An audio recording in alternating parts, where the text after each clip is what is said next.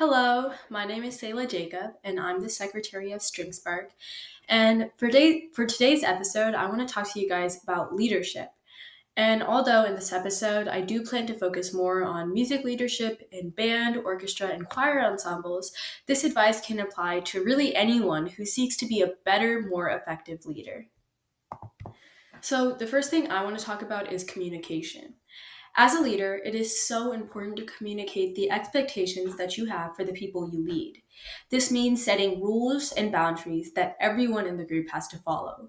For example, you can establish the rule that everyone in the group has to try their best to be on time for meetings. Even though you may feel like you're bossing people around, setting boundaries and rules like these are necessary for a smooth and respectful environment that everyone can thrive in.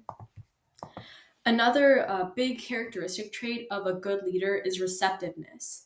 As a leader, it's vital that you hear the opinions of the people that you're leading. It's so important because people who go unheard often get frustrated and feel like they're not appreciated as a team member. And this can lead to fights and even people leaving the group. So, in order to avoid this from happening, you have to try to listen to everyone's opinions, even if you may not agree with them. Try to come up with a compromise that makes everyone feel heard and accepted. Another big aspect of leadership is delegation. So basically, delegation is when you have a lot of tasks and you can't do them yourself, so you split it up between the different people in your group. And this is important because trying to do everything yourself can be overwhelming and sometimes even unfair. Delegation shows that you trust your team members and you believe in their abilities. It also gives everyone a chance to contribute and feel more involved, which ties into my previous point about making everyone feel seen and heard. Another big aspect of leadership is staying positive and keeping a high morale. When leading a large group of people, it's inevitable to face challenges and setbacks that may discourage the group.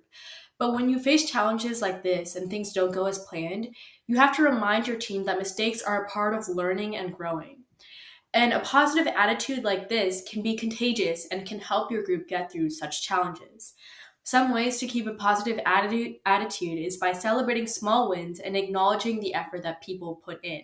This helps to motivate them and build a sense of community. Another big aspect of good leadership is leading by example and remembering that your actions speak louder than your words. When people see their leader following rules, they are more likely to follow them. It's important to remember that leadership is about influence, and the best way to influence is through your behavior. If you want your team to be punctual, hardworking, and respectful, you must show these qualities yourself. As a leader, it's also really important to be aware of the different skill capacities and talents that the people you're leading have. This means that some people on your team may be good at some tasks but struggle with others. So, as a leader, it's important to be supportive as people try to improve their skills. You have to be patient and take the time to give constructive criticism without lashing out and seeming judgmental. It's also really important to recognize when people are feeling discouraged and take appropriate action, which could be a pep talk, or you could even give them a small gift to motivate them and to try to get them to keep on learning. Another important piece of advice that I think all new leaders should have is to be yourself and to not overthink too much. When I started leading, I was always super nervous and I felt like I needed to change my personality to seem like a better leader. But over time, I learned that I lead best when I'm just being myself. When you overanalyze every small interaction or text message that you send, you come across as insecure and unsure, which is really not a good image as a leader.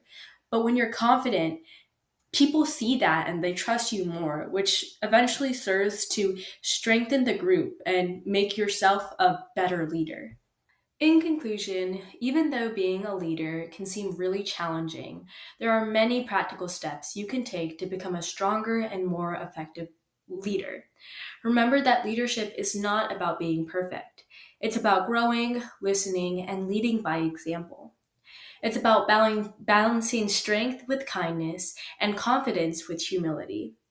Whether you're leading a band, choir, orchestra, or even if you're leading a non musical group like a sports team or a chess club, These lessons can help you inspire others and create a positive, successful environment. I really hope you guys enjoyed this episode of the String Spark podcast, and I hope you tune in for the next one. Bye.